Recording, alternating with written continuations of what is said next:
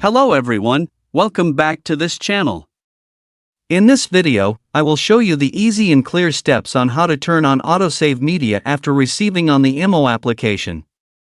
So how to turn on autosave media after receiving on the IMMO application. Make sure you keep watching this video until the end. Let's get started right away. Firstly, open the IMMO app on your Android device.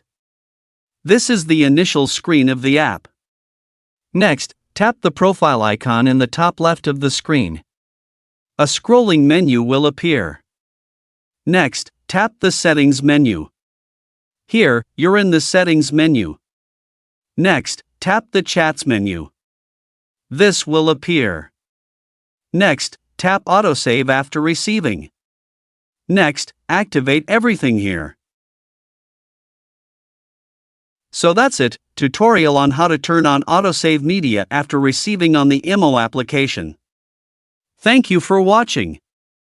I hope this video was helpful. See you in the next video.